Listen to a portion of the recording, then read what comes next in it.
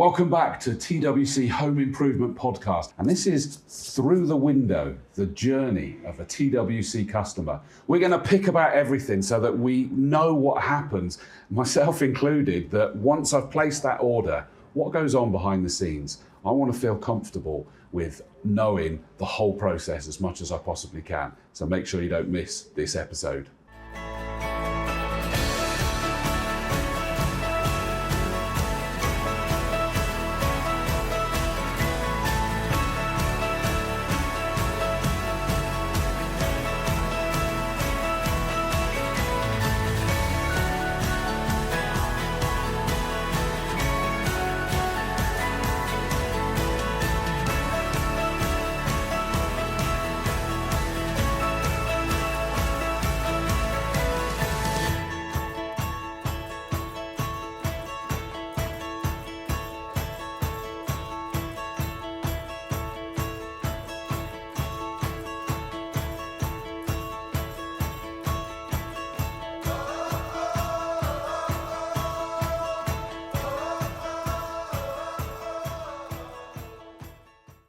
Joe, Andy, greetings, guys. How are you doing? You all right? Are you okay? Feels like ages since I've seen you It's guys. been a while, isn't it? There's been summer holidays and everything. Yeah, it's been lovely. I've got a new haircut. You've got a new haircut. Yeah. I don't. Why do you keep doing that sort of funny smile every time we're on the He does go. That's my smile. It's not your smile. It's so strange. Every time he just sits there like that.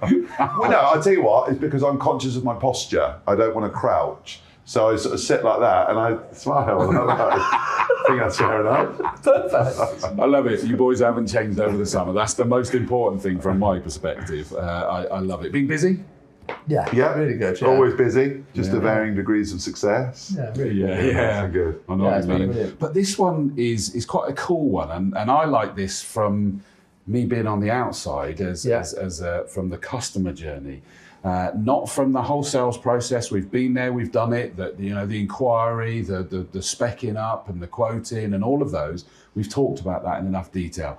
We're now, as I understand it, we're going from the point that I've said, right, I want to get something going ahead. I think this means we're starting at the point of the survey. Is that right? Well, really from sort of the point of order. Yeah. So the idea was, we speak to the team about the podcast and stuff like that, and sort of try and get feedback from them for ideas and bits and pieces like that. Some of them have said stop it. And Quite a few actually. Yeah. we think they're joking. Yeah. It can be serious. We did talk about this yesterday. Actually, even my mum stopped watching, doesn't she? Wow. She thinks Andy's a bit mean to me in it, so she said she had to sort of stop watching. So It's very embarrassing. Brid obviously normally rings me and says, great joke about Joe, finally someone's telling him the truth. And no, he wasn't in the band. Yeah, no, he wasn't in the band. Well, she famously told me that. And loved that your name was read out first. Yeah. The awards, all of them. But Yeah, I'm sorry, I just make it sure.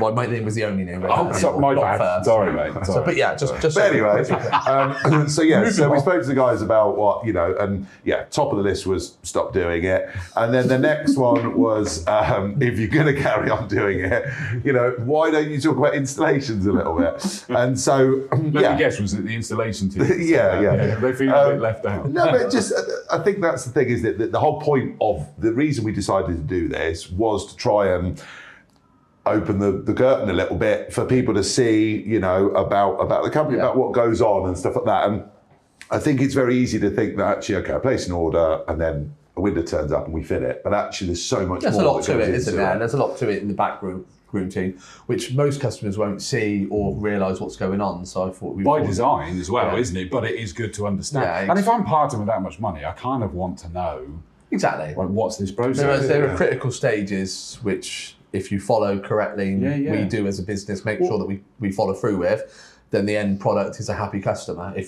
And that's the key. It's the process from placing an order to a happy customer, which is what I think we're going to discuss today. Yeah. Make sure, If I can give you an insight to what we do. Yeah, and if I can add from my perspective on the outside, is that I even think it will have an effect on me before I've even said yes, because if I understand that process, it'd be like, do you know what, that sounds okay. Yeah. I know what's going to happen. Yes, guys, I want to sit down. I want to talk about my windows, my doors, my conservatories, whatever it might be. Yeah. So I personally think it's worth reminding you that, hey, do you know what? I want to know all of this. So it's a really good one. Yeah, okay, definitely. so where do we start?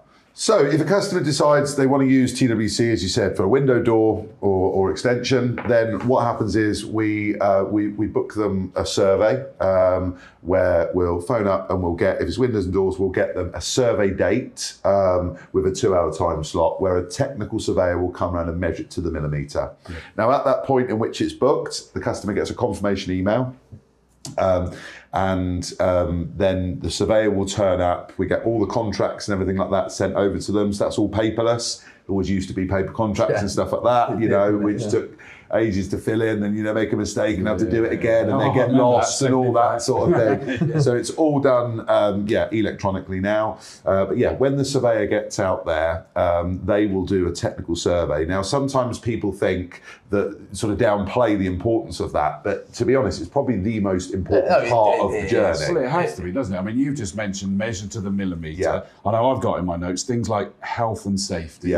Access, things like that. The surveyor's job isn't just to measure the windows, it's to do a site assessment, make sure the site's safe for the staff, make sure that the contract and the survey is the same. That's really important. Yes. Making sure that what the salesperson, how designer has quoted for is exactly what A, the customer wants, and B, is what they're expecting they're going to get. And that can sometimes differ with openers and stuff. So the surveyor's job is really to override what the contract says and to make sure that everything is written down correctly so that we've got a start point to order so that we can follow a process to get a happy customer. Can I ask a question there? And I hope I'm not opening up a can of worms, but I don't think I am, is that, so that's suddenly, I've said, yep, let's go ahead. Yeah. Survey's now done. Yeah. And we suddenly go, there's something a bit different here.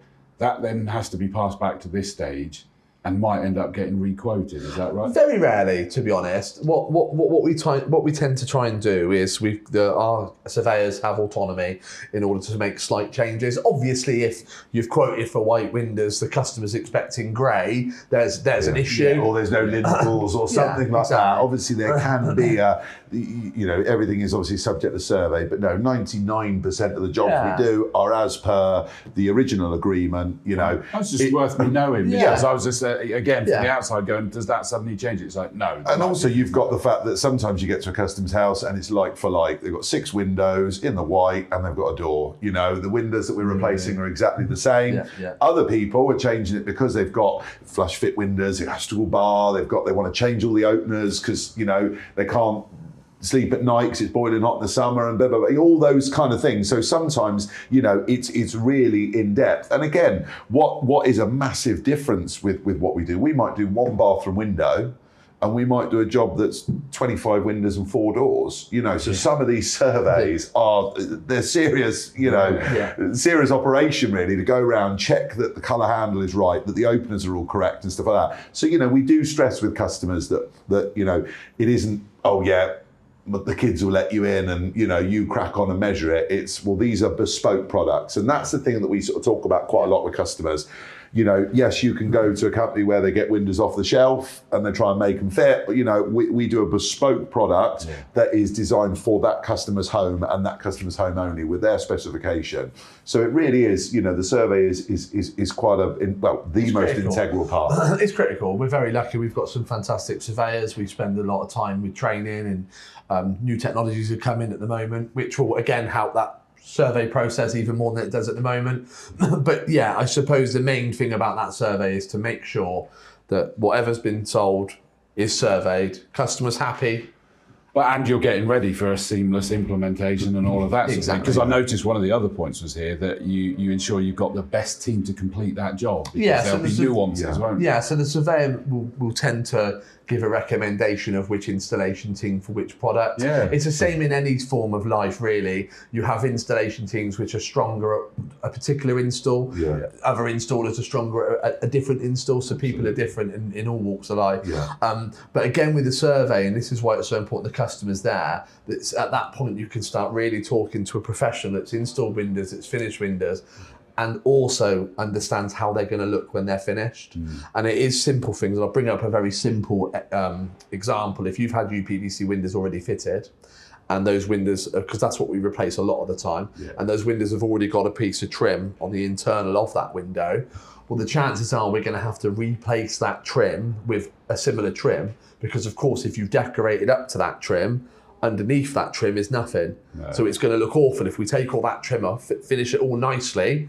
Well, you now got to decorate the room. So what the surveyor will do is he'll explain exactly how we're going to finish that window so that it looks best for your house. And then you can make educated decisions whether you're going to redecorate that room, have the trims back there. It's at that point that you start. And I would expect our designers to have that conversation as well. But it's really at that point you've got someone technical that's installed before that knows exactly what they're talking about, and they can make sure that all the right decisions are made before we, press the button and go on to manufacturing. So yeah, a huge positives, because I now feel in control of what's about to happen, 100%. And I feel informed about what's about to 100%.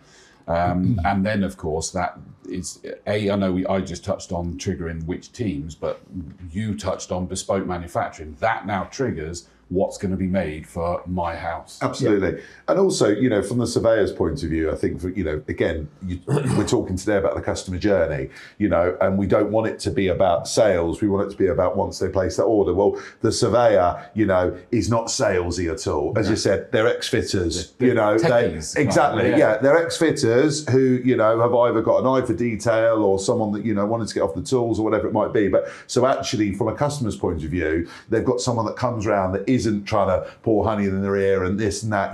It's literally telling them as it is. And well, actually, have you thought about doing this? Well, don't forget when this happens, and actually talking them through the process, which is a big part of it, really. And what I love about our surveyors is, say, for example, you're having a cut through where you've got a window there at the minute, and they're going to cut down through the wall and put a French door into the back garden to open out the back of the house. Obviously, designers, and this is all designers really, they've got a skill set of talking and designing and pricing it. Surveyor will talk more detail about the fact that when we cut that wall down, it's going to be dusty, it's going to be dirty. Yes. Really unwrap that sweetie and make sure the customer is fully aware. It's the warts and all. Of the warts and all. Because it's so important, because customers sometimes, we did one recently in a cottage, and it's a 200-year-old back wall, and we've cut it out, and of course there's 200 years worth of dust. We've wrapped up, we've put sheetings everywhere, but of course in a nice summer's day when you wrap up and sheeting goes everywhere, where there's not much wind, what do you think happens to that dust? It sits there. Yeah. You can only sit there so long with your plastic sheeting, so when you remove it, of course a bit of dust goes places, Yeah. But it's just making the customer aware of exactly what we're doing. It's to double check that the designer's done exactly what they're supposed to be doing, and to make sure before we start to manufacture that it's correct. Yeah, and can it be done? Can it be done? They get out there. As you said, look, 99% of the time there's no problem. So people think, they're going to come around and you can't do. But, if they get out there and it can't be done, it can't be made, the size is wrong or something like that, then that's the point of Which that. Which is good. It's not, you're not going to go, the deal's done, guys. Yeah, we'll just go with it. Yeah, exactly. Like, no, that is not the way. Which it makes sense, because it'll only come back to bite you. Exactly. And you've got to obey by the you're one of conservatory outlets, premium retailers as well, which they're the ones that then do the manufacturing of these bespoke things. Yeah, so the surveyor does his survey and obviously takes it back to the office. And then again, what they will do is they will process that bespoke product. Yeah. So, whatever size of the job it is, they'll process it all. And then obviously TWC will talk to conservatory outlet. And what's really funny actually is when you look at the process, because what we tried to do was we tried to implement a process that has so many points of what a checkpoint happens, if that makes sense. Yeah. So you've got the sales order form, then you've got the survey, which is checked. Then it's sent across to the order processor. That order processor will collate that information into Window Designer, which is the software. Yeah. He'll then send it off to Conservatory Outlet, who will then check it their end. They will then send it back to us. It is then checked again. Yeah. And then before it's sent across to final order, it's checked again. And what that helps is really limit mistakes. Absolutely. Really limit mistakes, because a lot of people just think that a window is a bit of plastic and a hinge. There's so many parts it can be bespokely designed. And even with all those checking processes, just being honest, mistakes happen. Yeah. We've had doors turn up and it's the wrong colour, or we've had it's the wrong handle or something like that. And it's incredibly frustrating because it's bespoke. We can't do anything about it. If the customer won't accept it, then we have to change it and buy a new one. It is what it is. There's not a shelf full of them that we can just exactly. But, you know, there's 57 colours of composite doors. Wow. You know, and with those 57 colours, there's 3 different styles on the outside. Yeah. There's 3 different internal styles, and there's 4 different locking mechanisms. Yeah. You know, and there have been some painful mistakes. You know, where someone thought it was anthracite grey.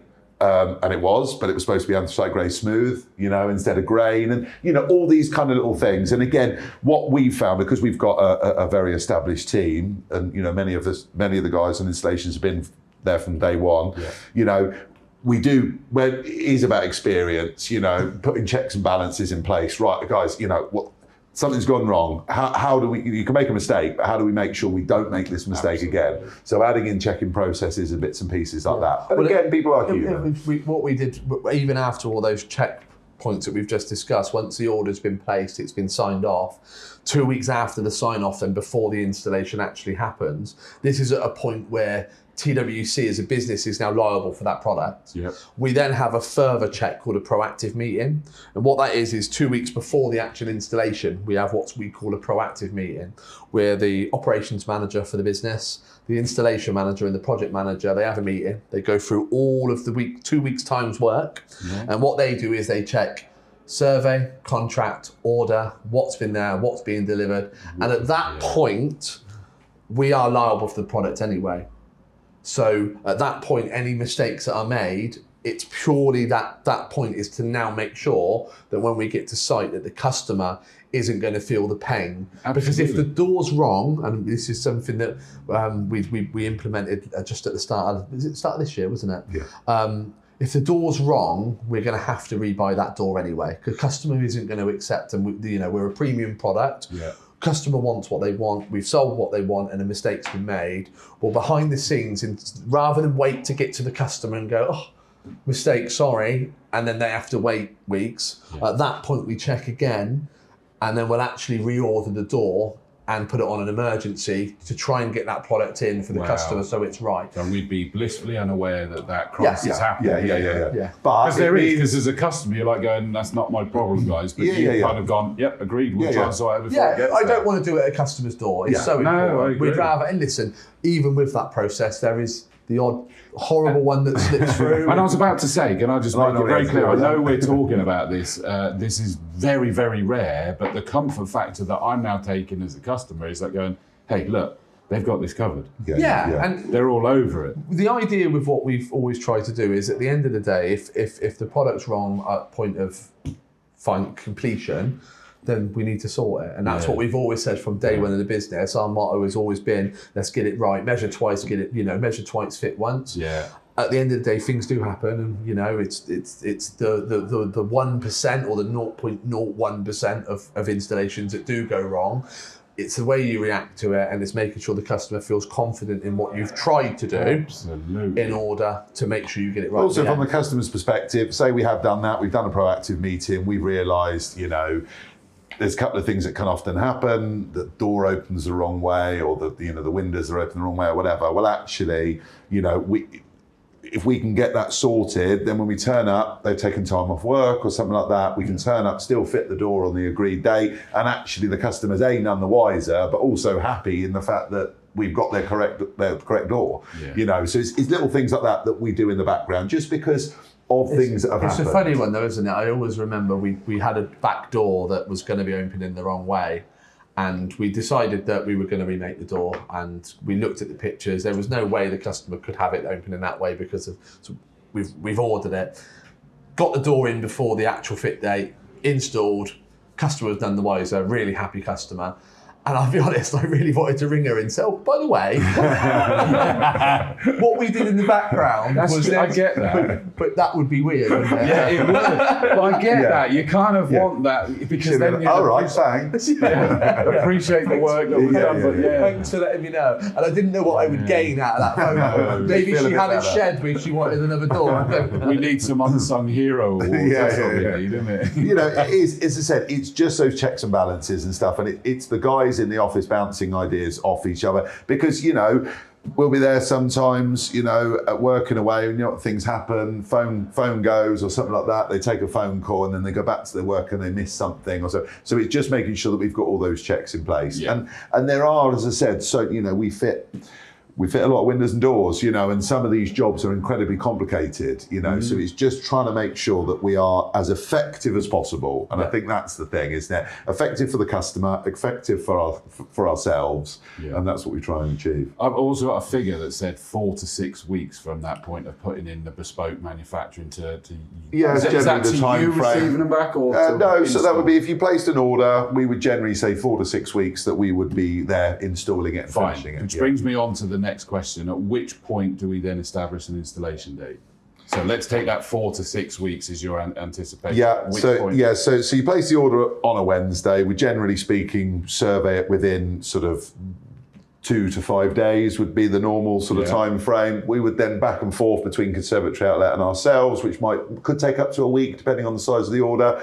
And then obviously once we've got a confirmed delivery date, we will ring the customer. So one of our project managers will ring the customer and say, you know, this is when it's coming in, this is when we'd like to book the job in for you. So again, that's proactive. You're not waiting for it to get here to then set up. No. So it suddenly means actually you're saying 4 to 6 weeks, but it's actually 5 to 7. Well, exactly, yeah. Once it's arrived and all that, yeah, absolutely. So we plan it all in. We get 3 deliveries a week, and you know, we will book it in for never the day after, you know. Used to be back in the day.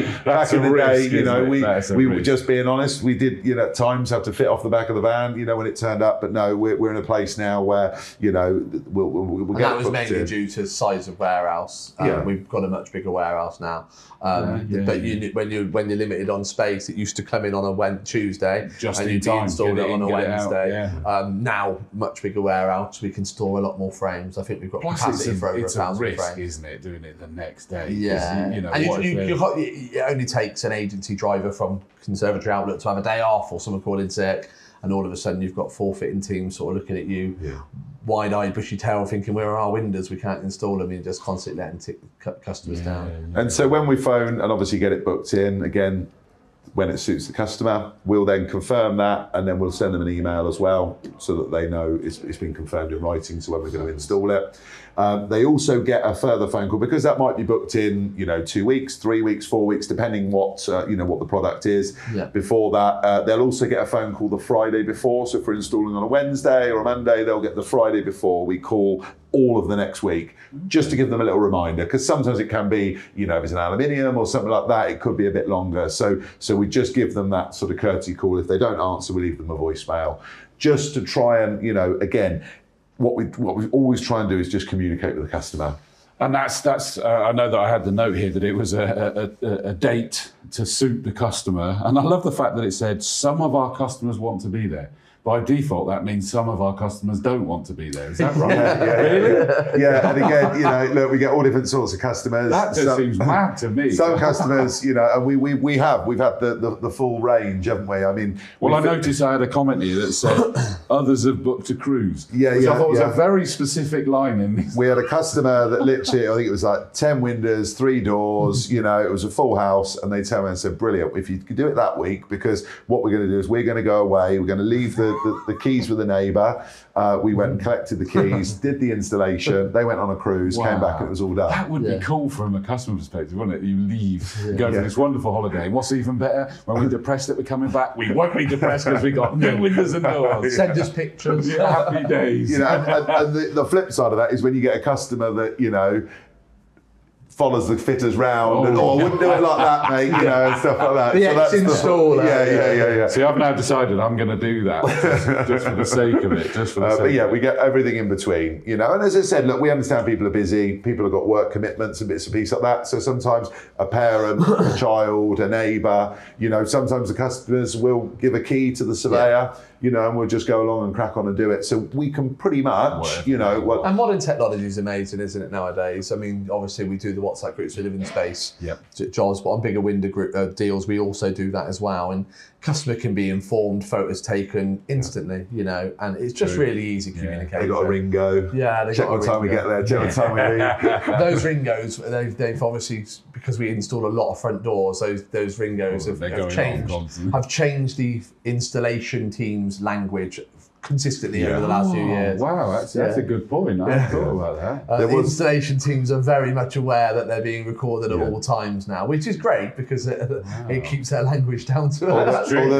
Although there was once an incident on a baby monitor where one of our customers kindly made a cup of tea for the fitter and the fitter's mate, and they were upstairs slagging off the cup of tea, and they were downstairs listening on the baby monitor. So just got to be a little bit careful. It is the terror of modern world, isn't it, to be honest with you? It really is. I think that covers the installation booking, just making sure that I've covered that. Installation day, I think also with the installation, just very briefly, is the dates given aren't an accident. So although the actual predefined date is customer and us led, once we book that schedule in, you're scheduled for a certain amount of days. That certain amount of days isn't just because you've got 8 windows, so we always book it in for 2, for example. That's a discussion between the surveyor, the project manager, installation manager on that proactive meeting. Which team is the best for this? How long will this team take? And we always try and allow a little bit of extra time per job just to make sure there's no problems. And at the end of the week, if there are any minor snags, because you've saved time or gained time by booking it in ever so slightly over, you've actually got a spare team towards the end of the week that can go and do a little snag on this and a snag on that. No, it makes sense. And also, people often say that, how long does it take? How many windows can you fit in a day and stuff like that. Obviously, there is if everything goes smoothly, then obviously it'll be that many. But that's the point of the surveyor as well, is to look at it and say, well, look, realistically, these guys are only going to do X amount a day, or because actually the age of the property or the age of the window. So there's a lot to it, which can change that really. Weird and very specific questions. There's not in any of these notes that are being provided, but I'm going to go with it anyway. You guys go off script, so I'm going to do it. Are they fitted from the outside or the inside? Fitted from the inside 99%. Okay, because that answers my question, because I live in a 3-story townhouse and I was like having these images of how difficult it would be for the second floor. So they don't come glazed, they come unglazed. So we remove obviously the old window, fit the new one, then obviously we glaze them. They're internally beaded, so it's only really the trimming on the outside. I know it's a really stupid question. No. Again, it's the sort of that's the sort of question customers do ask, and again, obviously part of the surveyor's job is, is there access here? So actually on this particular job, if there isn't access, well, is scaffolding required? And it might be that we call up scaffolding on a specific job. It might be, okay, on this particular one, we can safely foot a ladder, and it can be done, however we want it to be done. But so no one has to be on the outside at all? Not generally, but each installation brings up its own issues. I get that. And I think the main inside, thing you have to be mindful of the inside of the room then, like moving furniture out of the way. Move furniture. Again, what we talk to our customers a lot about is when the installation happens, we put down the dust sheets. The guys have got a Hoover on their van, all you that guys sort of stuff. Absolutely. We have dust sheets, we have Hoovers, make sure that we clean and tidy and leave the house in the same condition we turned up with, just newer windows. That's the key. But presumably it's fair to say you don't move that furniture back into place, so I think most of our guys will. Really?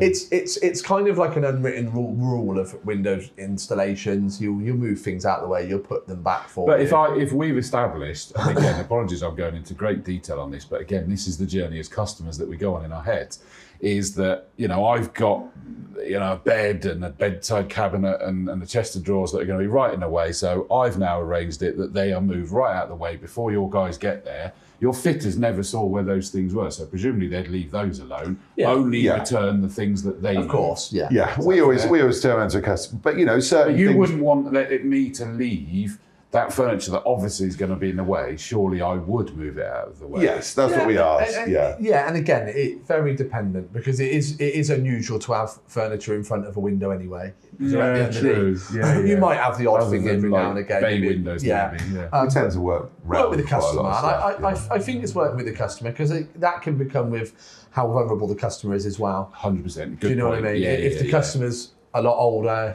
in their 70s or 80s and can't move that furniture, then we'll say to the guys, move the furniture. But again, it's about communication. That's what we say with the designers. Look, if you do say something, because there is a chain, as we've discussed, it goes to here, it goes to there, it goes to there. Well, actually, if something has been agreed, we're going to move that for you, we're going to do this. Well, put it on there, put it on the contract, so that then people say, otherwise it gets lost. There's a huge difference between fitting 4 windows and fitting 4 windows in the same house but having to move furniture.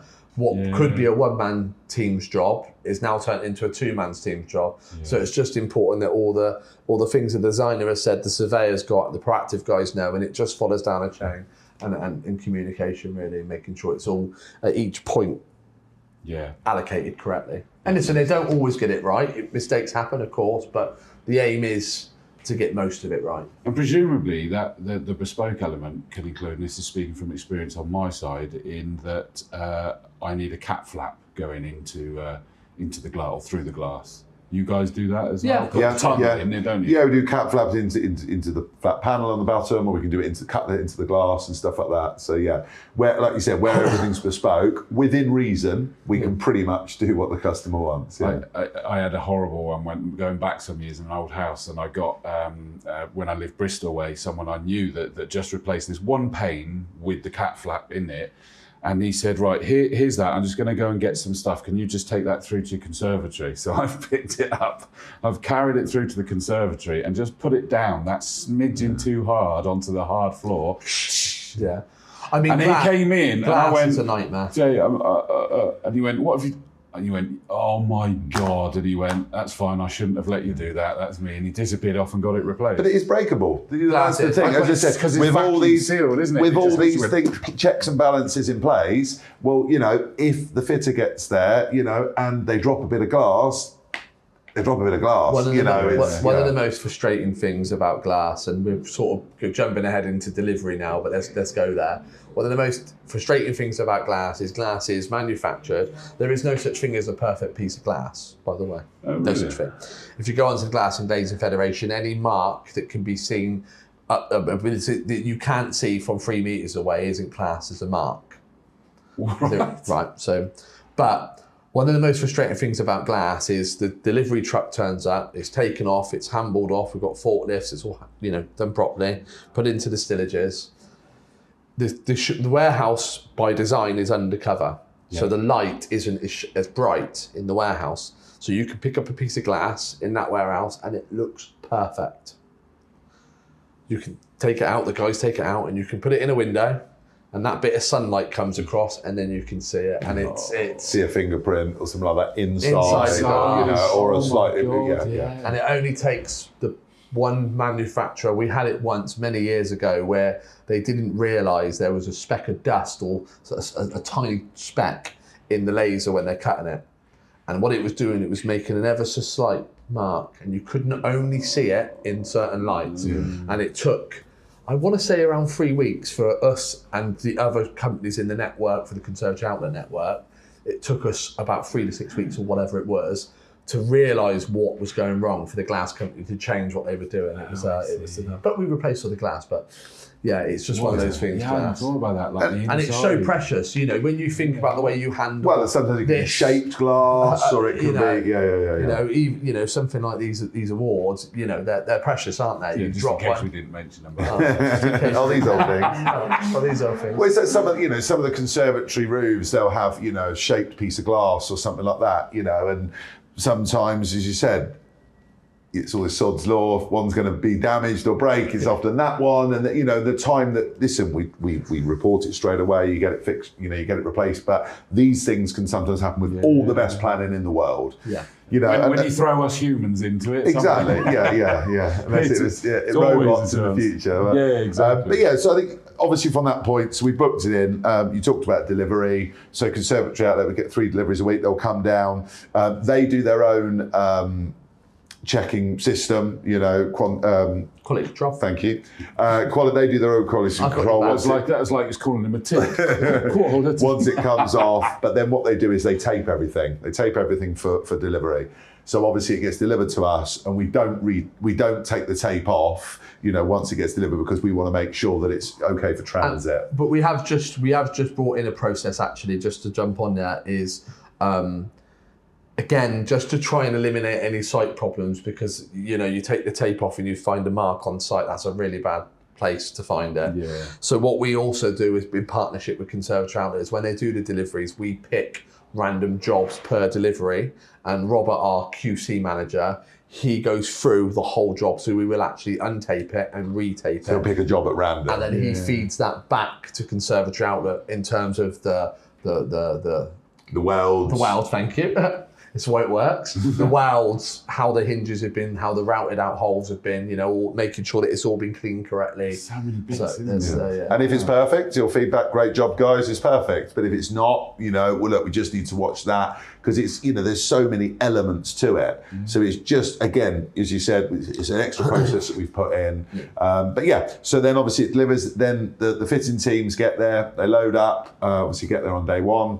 Obviously do their installation. The customer will always get a courtesy call sort of mid-morning on the first day of the installation, just to check, everything's okay, the fitters have turned up and everything like that. Again, the reason we do that sometimes... Do they use the phrase, is your meal all right? Is that what they do? Everything all right with your meal? And it's just to check. It's just to check, that they've turned up, everything's gone smoothly, because, some things can happen with vans and bad reception and stuff like that.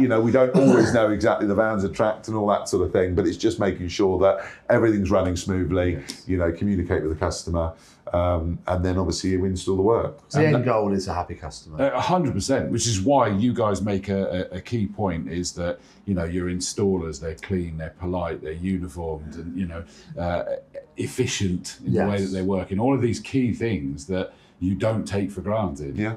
There's like I said, there's a lot to it. Then obviously, once the job's been completed, we get the customer to fill in a customer satisfaction form to talk about all elements of the job. And we ask for that to be honest. If there's a certain element of it that's not good, don't sugarcoat it. Let us know. Is there something we could have improved? And obviously that then gets... customer normally writes the price, don't they? But if there's any, it's the same as I bought a new build house and you got the whole snagging list. And it's like, exactly. Anything on there, one of the hinges is the wrong colour, something like that, whatever it might be, because, it's not always perfect, and again, like we said, we do, we don't sort of turn around to a customer and say, we're going to get there, it's 10 windows and 2, you're never going to know we've been, we'll be out in a day. We don't sort of overpromise and underdeliver. We try and underpromise and overdeliver. But sometimes there will be little snags and bits and pieces like that. But it's all designed that a door can be adjusted, or a hinge can be swapped, or a letter plate can be changed, whatever it might be. And you register those jobs as well? Yeah. Yeah, with Fencer. So, and IWA.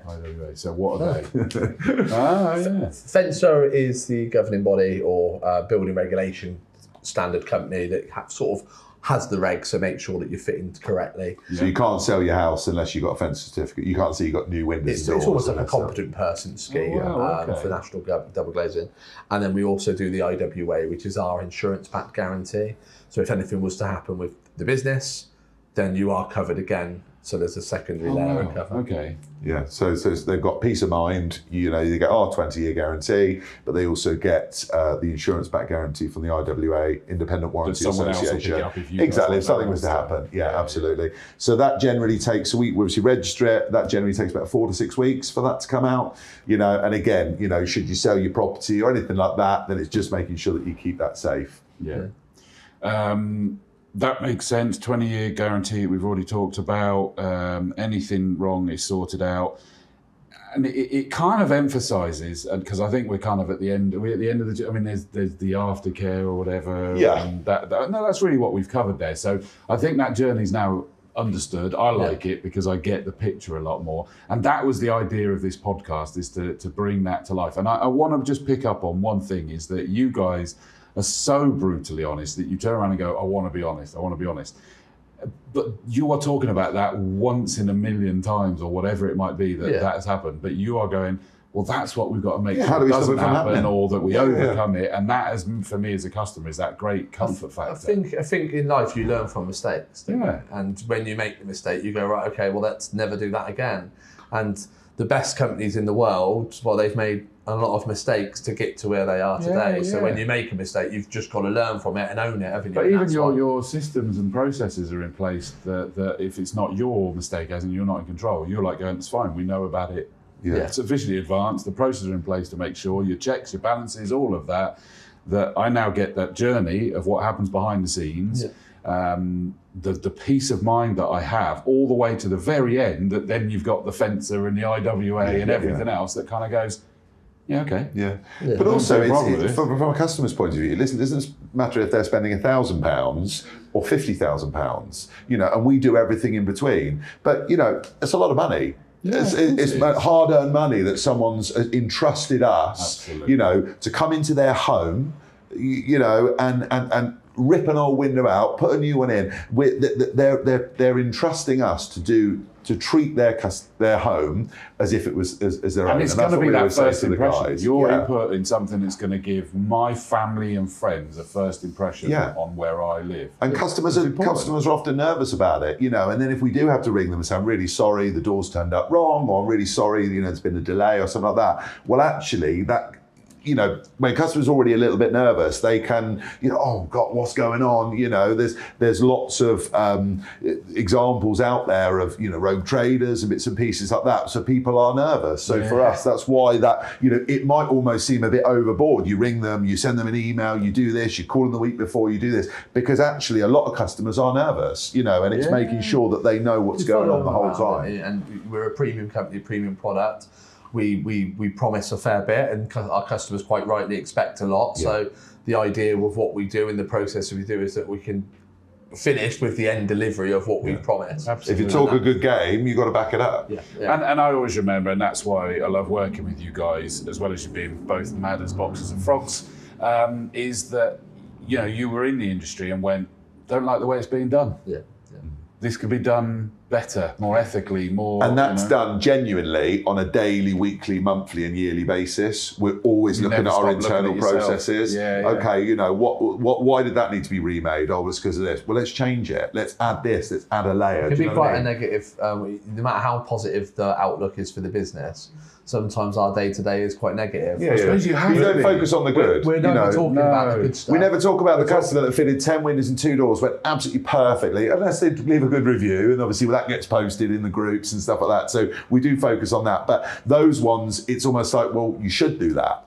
We might fit 35 jobs in a week. Fit 35 jobs in a week. If 2 of them go wrong, guess which one we're talking about? Not the 33 that go well. We're talking about the 2 that didn't go well. So and I just want to correct you. Those ratios are not accurate, by the way. Just to sort of put it in perspective there. But for me, I think this is great. This is what I said I wanted to achieve with you guys in doing this content. Is that it brings it all out. I now get it. It makes sense of me. And I think that's taken us on the journey. Yeah, just to mention, obviously, you said about the aftercare. Again, if every job went perfectly, we wouldn't give a guarantee. But, sometimes doors after a couple of weeks need just a little adjustment. The sealed unit might be that, it starts to mist up after 2 weeks. Well, it needs replacing. We can't fix it. It just needs replacing. So that's why we give a 20-year guarantee. So anything happens, they get realised a scratch on their hand or whatever it might be. Again, the process for the customer is they either go on the website, they email in, or they phone in, and we arrange. Obviously, if it's a security issue, we get someone out straight away. If it's a cosmetic one, within 4 weeks, we'll get someone out to replace it. But we also have out of hours call, emails. I saw that for if it's a security. Yeah, it's a security issue. It gets answered at the weekend, in the evenings, and bits and pieces like that. I did spot that. That's impressive. You know, because again, it's if it's a security. Obviously, if someone's ringing up at 10 o'clock on a Sunday night because there's a scratched handle, you know, might be a little bit unusual. But as I said, if it's a security issue, then it needs to be dealt with. You know, that's really cool. I've forgotten about that. I had seen that. I went, oh, that's really reassuring as well. Yeah. I think as well, the one thing that I just picked up on there is where you like, I would forget that I can do that. I mean, 20 years is a long time, and you suddenly go, oh, you know, there's a gap, there's a this, there's a that. It's like going, no, remember that we can come to you guys and go, guys. Well, that's complete peace of mind, isn't it? Because it changes over the course of a year, can't it, as well, with the temperature changes and things like that. And you suddenly go, that's not. I mean, the product, to be fair to Conservatory Outlet, and that's why we're so proud to be partners with them, is rigorously tested to make sure it will last a tail of time. Is that the way we're going? We give it a 20-year guarantee, but we expect it to last a lot longer. You know, we put a lot of trust into Conservatory Outlet to deliver that product for us that can do everything they say it can do. And so for us, a 20-year guarantee, although it's a long time, these products are tested. Yeah. They definitely live up longer than that. Well, I don't think you won quote of the episode with last the tail of time, because I have to say the one that did win this was Joe. Yeah. With Pour Honey in the Ear. Yes. So that one's quite good actually. Yeah, that wins quote of the episode. Sorry, Andy. No, that's fine. It's fine. You know, fair's fair. But you nearly. It's a very close. Local honey as well. Local honey. Yes. Very good, gents. Thank you so much for this episode. We'll be back next time. There won't be a next time after that. Yeah, that's it. Now it's gone.